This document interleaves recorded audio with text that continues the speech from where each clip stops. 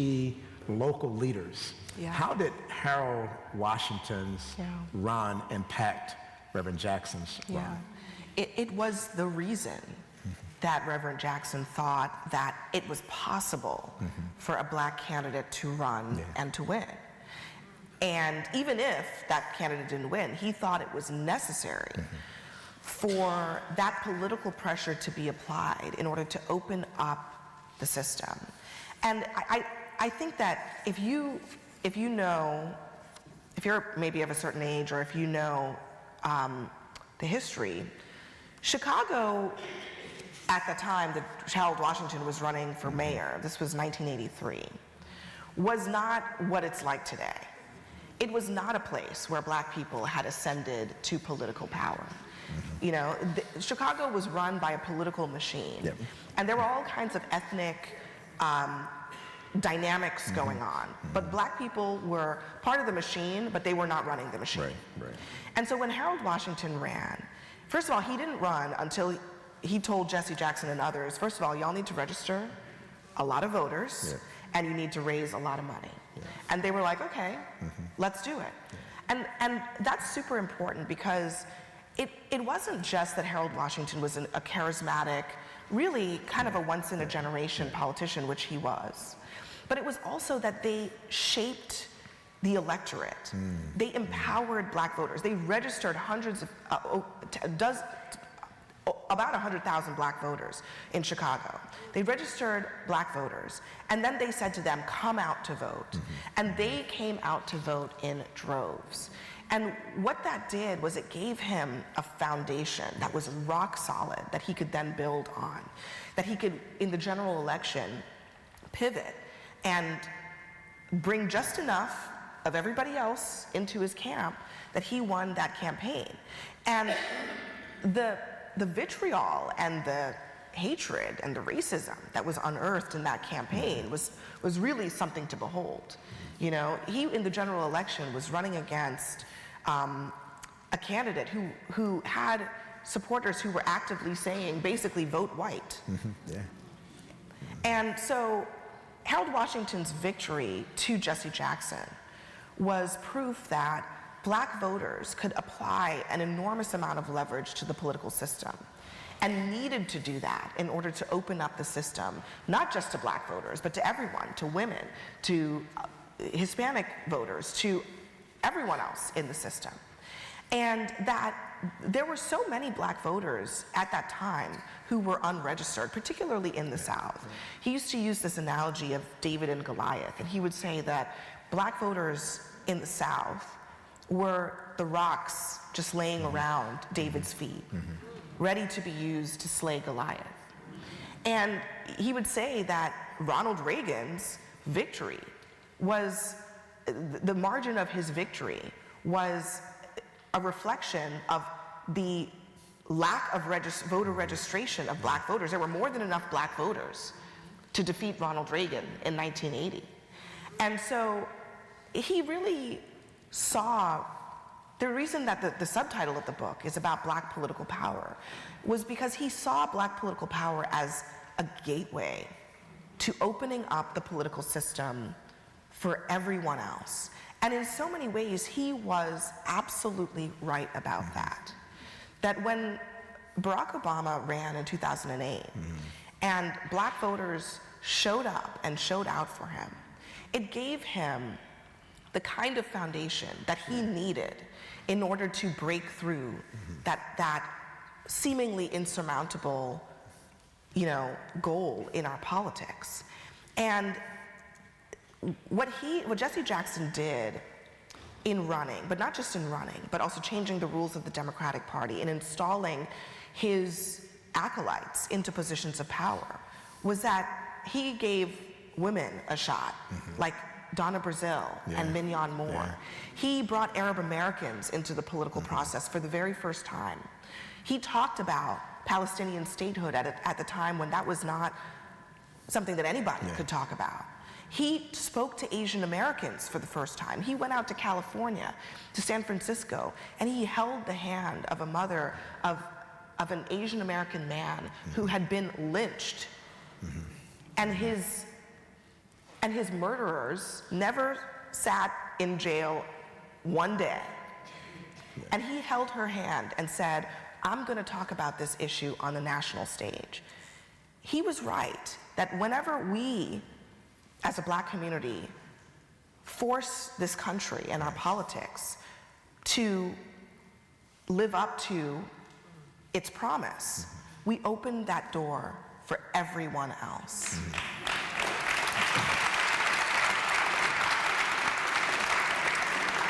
The team told me we have about 8 more minutes. I want to, because you just touched on it, but I want to kind of lean into it. So in New York, we just elected a new mayor, Zohran Mamdani. Yeah. And when you look at his campaign was really a coalition. Yeah.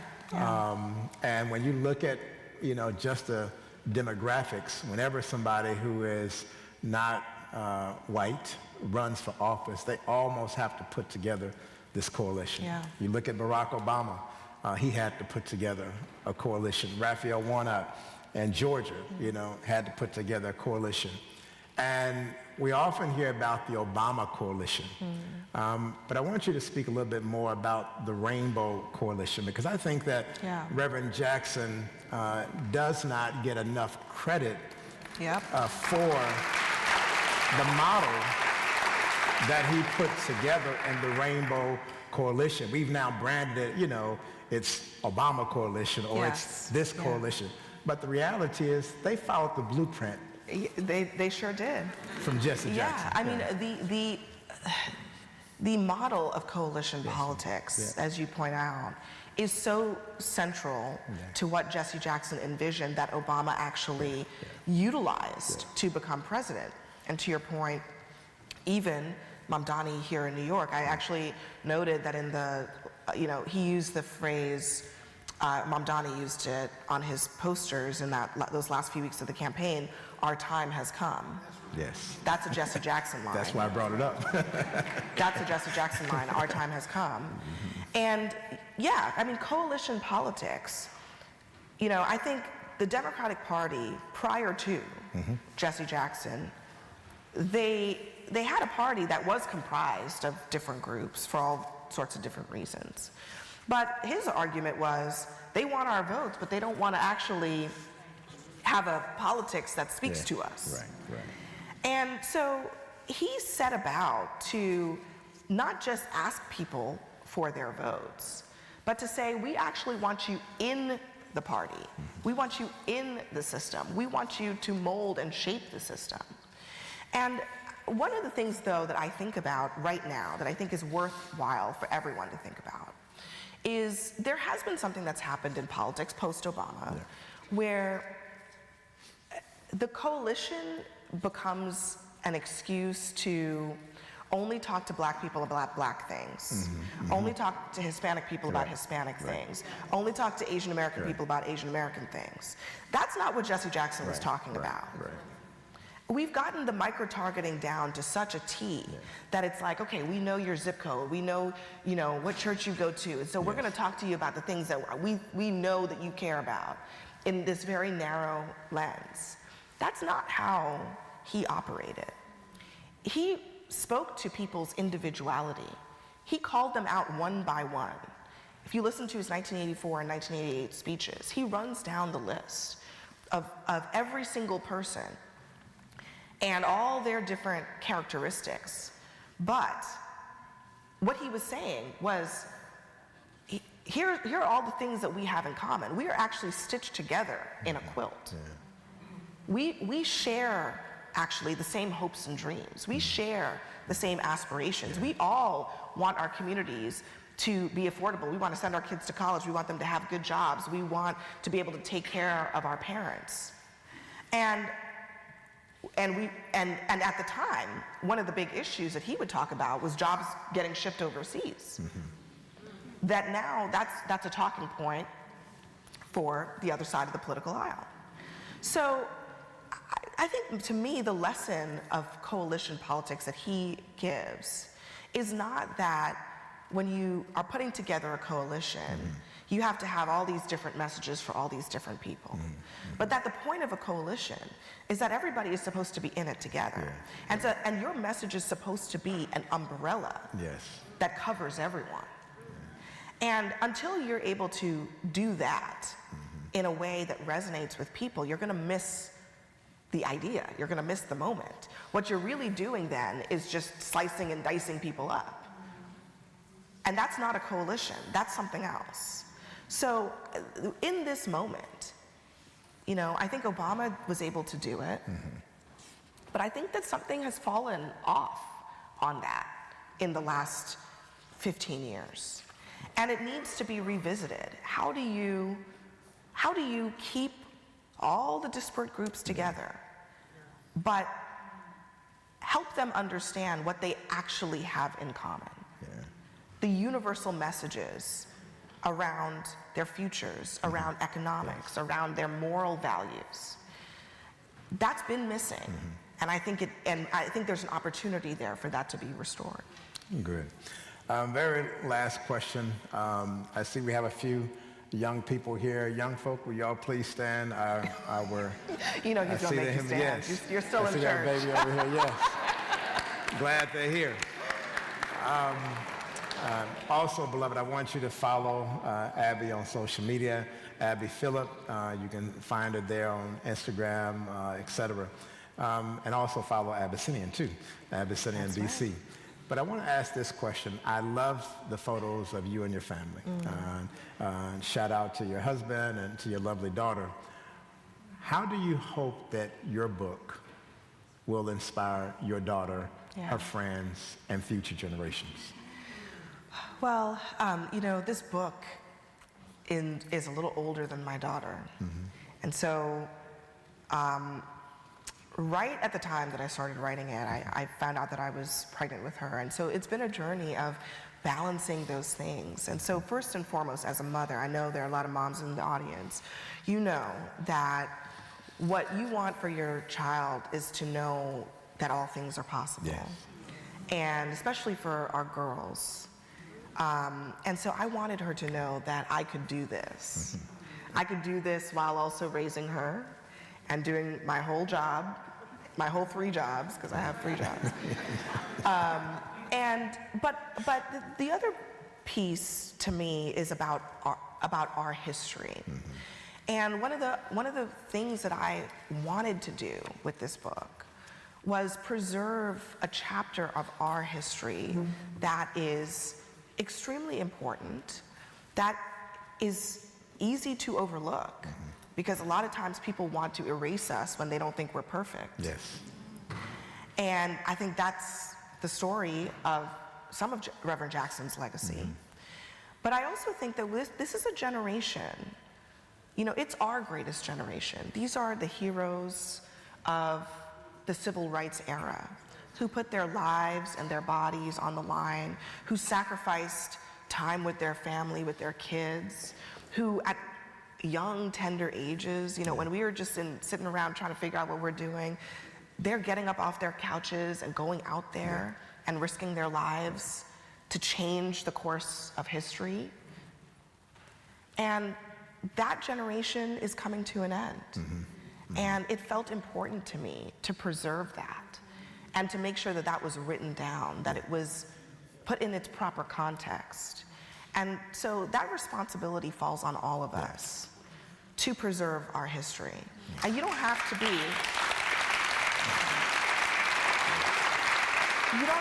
a journalist or a historian to do that, because I always like to tell people, just look around. Your mother, your grandmother, your grandfather, your auntie, your great aunt, whoever, those people were there for some kind of history. And if we don't preserve that, if we don't protect that, you've seen what's happening. They're banning books. People don't want us to read the truth. They don't want us to read about what we fought for. And so that's my responsibility as a journalist, right? That's my actual job. And so I had a responsibility to put pen to paper. But I think it's it's a reflection on, I think, what we all can do in our own lives. It's just have those stories told to us, remember them, and keep telling them, because that's how we keep the flame alive. That's how we keep hope alive, as Reverend Jackson would say. Lastly, one, thank you for coming here and sharing with us here at Abyssinian. I hope to see you again. Yes. But also, I want to thank you for what you said towards the end. And that is that if someone is flawed, that we should bury them. We all know Reverend Jackson, as well as Dr. King, were not perfect. If you look at the Bible, most of those biblical characters were flawed. And there's something that Reverend Butts said to me that I'll never forget. We had a speaker for Men's Day, and he had something that was this particular preacher that was not, one would probably think was good. And I remember going to Reverend Butts and being very judgmental and saying, Reverend, you can't let this man speak. And he said, sit down. And I sat down. And he said to me, he said, what is grace? Yeah. And I started to define it. He said, I know that you can define grace, but have you ever extended it? That's right, yeah. And this book, A Dream Deferred, to me is a way to extend grace to a man who gave so much to America. Let us thank Miss Abby Phillip. Thank you so much for that. Thank you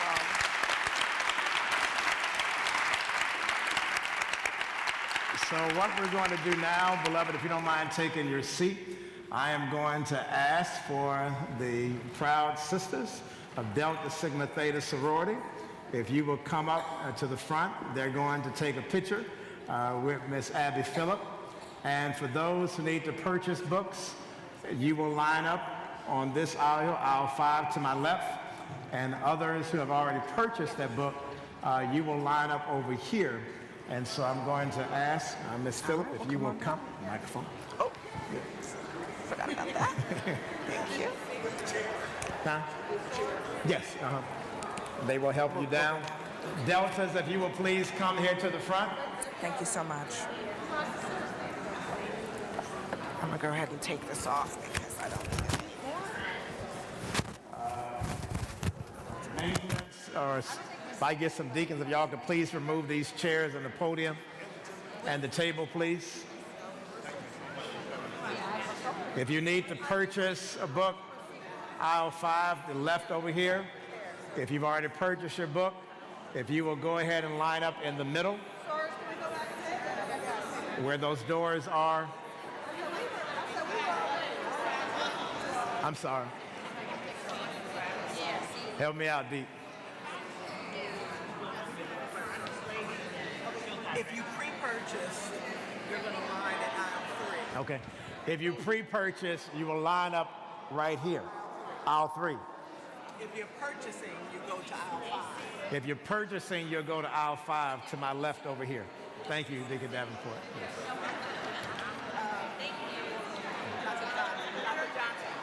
Oh, thank you. If they want to Oh, Zelle? payments. Okay, yes. Okay. If you want to purchase, if you want to purchase the book, you can go to Eventbrite and you can purchase there, or you can go to the church's website, abyssinian.org/events. You can click on the link, or you can do it via Zelle, and you can use this number, 917-553-7782. Again, that's 917-553-7782.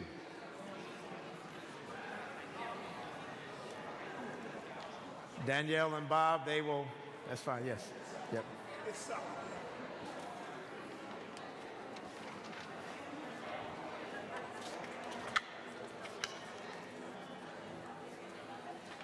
Hold. Thanks. How are you? Bless you. God bless you. Thank you.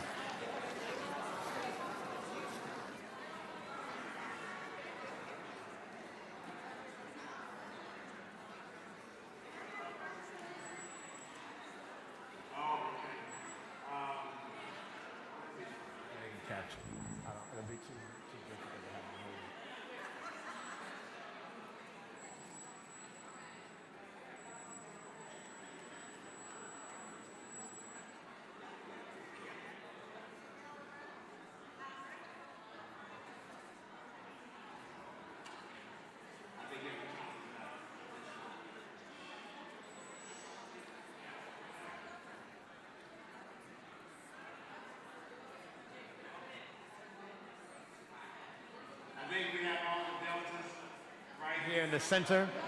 All deltas in the center.